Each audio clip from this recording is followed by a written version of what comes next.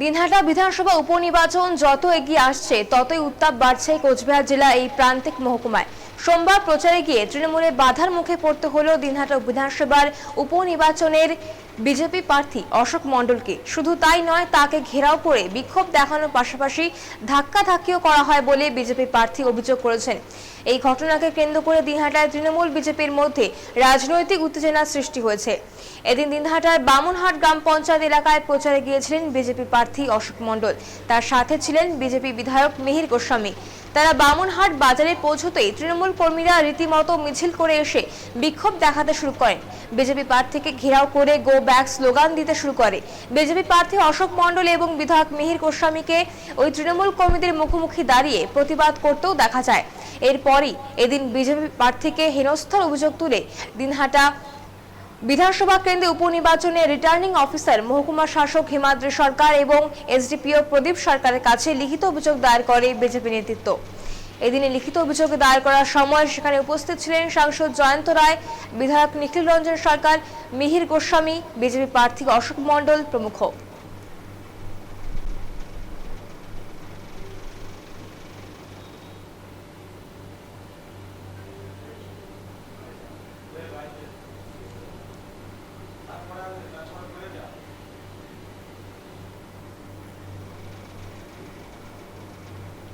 পরে সাংবাদিকদের বিজেপি প্রার্থী অশোক মণ্ডল বলেন, এতে নির্ধারিত কর্মসূচি ছিল বামুনহাট এলাকায় প্রচার করা, কিন্তু সেখানে পৌঁছতেই ঘেরাও করে গো ব্যাক স্লোগান তুলে প্রচারে বাধা সৃষ্টি করা হয়।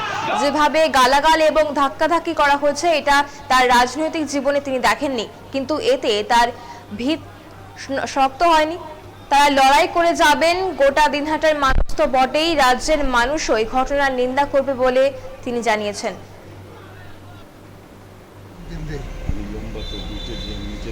ভারতীয় জনতা পার্টির প্রার্থী হিসাবে আমি অশোক মণ্ডল আজ বামুনহাট বন্দরে দলীয় 5 জন কর্মীকে নিয়ে এলাকার মানুষের কাছে আবেদন নিবেদন করছি, ব্যবসায়ীদের কাছে। আমি অশোক মণ্ডল আপনাদের সমর্থন, ভালোবাসা, কর্তব্য ভোট নির্বাচিত করবেন। যখন আমাদের একজন কার্যকর্তা তার মধ্যে আমরা বসে আছি, এই 4-5 জন কর্মীদের নিয়ে আলোচনা করছি, সেই সময় হঠাৎ স্লোগান সেই বাড়ির সামনেই কমপক্ষে 100 থেকে 150 অশ্লীল গালিগালাজ, অশোক মণ্ডল মুদ্রাবাদ, অশোক মণ্ডল গোব্যাক, মিহির গোস্বামী গোব্যাক, মানে কি অবস্থা।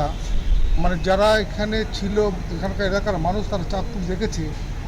আমার রাজনৈতিক জীবনে এই জিনিস, অনেক রাজনীতি করেছি বা প্রার্থী হয়েছি, এই জিনিস আমার কাছে আজকে একটা নতুন দেখলাম।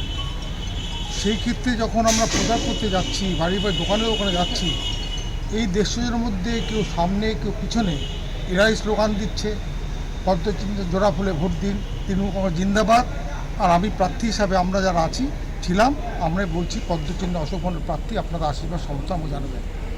এবং এর মধ্যে যেন যেতে না পারি, সেখানে বর্ষিয়ান একজন বিজেপির বিধায়ক, তাকে মার, পিছনে মার, আমাকে পেটে মার, এই যে অবস্থার মধ্যে এমন একটা অবস্থা, মানুষ কিন্তু হাঁ করে দেখছে, কোনো প্রতিবাদও করতে পারছেন না।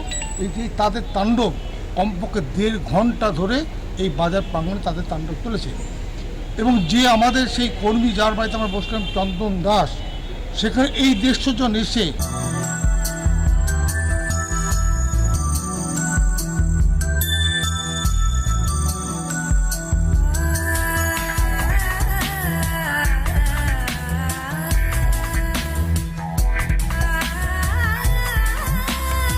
সততার সাথে ঐতিহ্যের মেলবন্ধন। লক্ষ্মীনারায়ণ বস্ত্রালয়, ঈশ্বরসিংহ রোড, হরিশপাল চৌপতি, কোচবিহার। বাড়ি ঘেরাও বেরিয়ে আসতে হবে। চন্দন দাসকে আমাদের দলীয় পতাকা নিতে হবে। সে আজকের থেকে তৃণমূল কংগ্রেস, তার অনিচ্ছার বিরুদ্ধেও সেখানে চন্দন দাসকে টেনে হেসে নিয়ে তাকে তৃণমূল কংগ্রেসের পতাকা ধরিয়ে দিল। পুলিশ এখানে নিশ্চুপ, কয়েকজন পুলিশ হোমগার্ড ছিল, তার নিশ্চুপ বসে দাঁড়িয়ে আছে, দেখছি।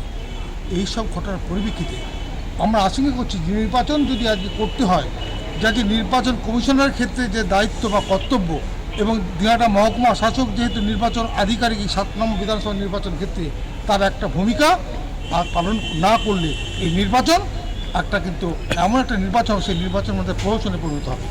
তাই আমার বক্তব্য যে আমি একজন বিজেপির প্রার্থী, আজকে যতক্ষণ আমার শ্বাস থাকবে, যতক্ষণ আমার নিঃশ্বাস থাকবে, মানুষের দরবারে দরবারে যাব, মানুষের কাছে সে কথা বলবো। মানুষ 30 তারিখে তার সিদ্ধান্ত অনুযায়ী যে দলকে, যে প্রার্থীকে ভোট দেবে, সেটা সবাই আমরা মাথা পেতে নেব। তাই আমার বক্তব্য, আজকে উদয়ন গুহ যেভাবে রাজনৈতিক বক্তব্য রাখছে, যেভাবে হুঙ্কার দিচ্ছে, খালি দিহাটা বামনহাট না, দিহাটা বিধানসভা কেন্দ্রে প্রত্যেকটি কর্নারে কর্নারে যেভাবে উত্তেজিত ভাষণ দিচ্ছে, কর্মীদের যেভাবে লেলিয়ে দিচ্ছে, দেখে নিতে হবে বিজেপির কর্মীদের বেরোতে দেওয়া হবে না, ভোট দেওয়া হবে না, এবং শহর থেকে আরম্ভ করে দিহাটা বিধানসভা কেন্দ্রে প্রত্যেকটা জায়গায় জায়গায়। সেই ক্ষেত্রে সেই কথাগুলো বলার জন্য আমরা প্রশ্ন করতে এসেছি। আমাদের রাজ্য নেতৃত্ব আমরা সব কথা আমরা জানিয়েছি। আজকে এখানে আমাদের 6 জন বিধায়ক এখানে আমরা উপস্থিত আছেন। আমাদের সংসদ জলপাইগুড়ি আমাদের বিহার উপনির্বাচনের যিনি কো অবজারভার ডক্টর জয়ন্ত রায়, সে উপস্থিত আছেন। আগামী দিন আর রাজ্য নেতৃত্ব প্রার্থী আজকে বলতে পারে আপনি আপনাকে নিরাপত্তা দেওয়া হলো, আমি সেখানে বলেছি আমি আমার ব্যক্তিগত কোনো নিরাপত্তা নেব না, প্রার্থী হিসেবে নিরাপত্তা নেব না, মানুষের নিরাপত্তা আগে দিতে হবে, তারপর প্রার্থীর নিরাপত্তা। প্রার্থী আজকে বলতে মিহির গোস্বামী বলেন, আজ যেভাবে আমাদের প্রার্থী এবং আমাকে দৈহিক নির্যাতন করলো তা পুরোটাই আপনাদের সামনে হয়েছে। এটা গণতান্ত্রিক পরিবেশে হতে পারে না। আমরা বিষয়টা নির্বাচন কমিশনকে জানাবো। অবিলম্বে কেন্দ্রীয় বাহিনী দিয়ে এরিয়া ডমিনেশন করে নির্বাচন সুষ্ঠুভাবে করার আবেদন জানাবো। যে দিনহাটার এই উপনির্বাচনে তৃণমূল কংগ্রেসের প্রার্থী শ্রী উদয়ন গুহ শুধু প্রার্থী নন, তিনি দিনহাটার সন্ত্রাসের নায়ক। অদ্ভুতভাবে গতকাল থেকে রাজ্যের একজন মন্ত্রী, যিনি একসময় কলকাতার কোনো অংশকে মিনি পাকিস্তান বলে ঘোষণা করেছিলেন, তিনি দিনহাটার বিধানসভার এই উপনির্বাচনে এসে বিভিন্ন সীমান্ত এলাকায় যেভাবে উস্কানিমূলক বক্তব্য রাখছেন, তাতে এই নির্বাচন শান্তিপূর্ণ হবে কিনা এটা আমাদের মনে প্রশ্ন জেগেছে। তাই আজকের সকালের ঘটনার বর্ণনা আপনারা আমাদের প্রার্থী আমাদের শ্রী অশোক মণ্ডলের কাছ থেকে শুনলেন। আমি নিজে ওর সাথে ছিলাম। যেভাবে আক্রমণের শিকার হয়েছি পুলিশের সামনে, তার মানে এটা প্রমাণ হয়ে গেছে আইনের শাসন বাংলায় নেই, শাসকের শাসন চলছে। আমরা এ ব্যাপারে উপনির্বাচনের রিটার্নিং অফিসার এবং এসডিও তুফান দিনহাটা, তার কাছে আমরা লিখিত আমাদের যে বক্তব্য, আমাদের যে কমপ্লেন, সেটা আমাদের প্রার্থী শ্রী অশোক মণ্ডল তিনি আজকে দাখিল করলেন এবং আমরা তার সাথে ছিলাম।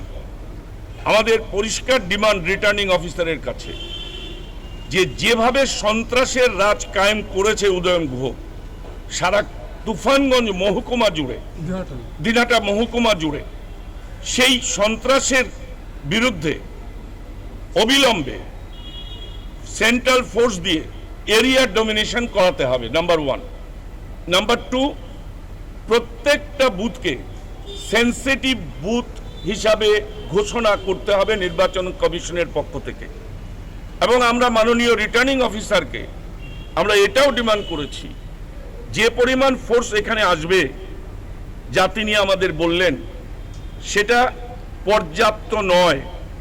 এডুকেট আরও অতিরিক্ত ফোর্স চেয়ে যাতে নির্বাচন কমিশনকে জানানো হয় তার পক্ষ থেকে, রিটার্নিং অফিসারের পক্ষ থেকে, তার জন্যেও আমরা তাকে অনুরোধ করেছি। আমরা বিশ্বাস করি যে এই সন্ত্রাসের বিরুদ্ধে দিনহাটা বিধানসভা কেন্দ্রের গণতান্ত্রিক জাগ্রত গণচেতনা সম্পন্ন মানুষ তাদের সঠিক রায় দেবেন। এবং এই সন্ত্রাসের নায়ক যে শুধুমাত্র বিজেপিদের খুন করছে তাই নয়, একসময় কংগ্রেসীদের খুন করতো এরা, এখন তৃণমূলের আশ্রয়ে জাতীয়তাবাদী যে কোনো মানুষকে সন্ত্রাস করছে, খুন করছে। শুধু তাই নয়, উদয়ন গুহ তার পুরনো হারমাদ বাহিনী ফরওয়ার্ড ব্লকের হারমাদদের নিয়ে তৃণমূলের কর্মীদেরও খুন করছে। আজকে তৃণমূলে যারা আছে, আদি তৃণমূল যারা, তারা আজকে কথা বলতে পারেন না। তাই দিনহাটার মানুষ সঠিকভাবে সিদ্ধান্ত নেবে আগামী 30 তারিখ এই দস্যু প্রবৃত্তি তৃণমূল কংগ্রেসের প্রার্থী সন্ত্রাসের নায়ক উদয়ন গুহর বিরুদ্ধে যথাযথ ব্যবস্থা নেবেন গণতান্ত্রিক পদ্ধতিতে। এদিন এই ঘটনা প্রসঙ্গে দিনহাটা সাহেবগঞ্জে প্রচারে এসে রাজ্যের পরিবহন মন্ত্রী ফিরহাদ হাকিম বলেন, কোন রকম কোনো হেনস্থা তৃণমূল করে না। বিজেপির হয়ে পাবলিসিটি করার কাজ তৃণমূল করে না।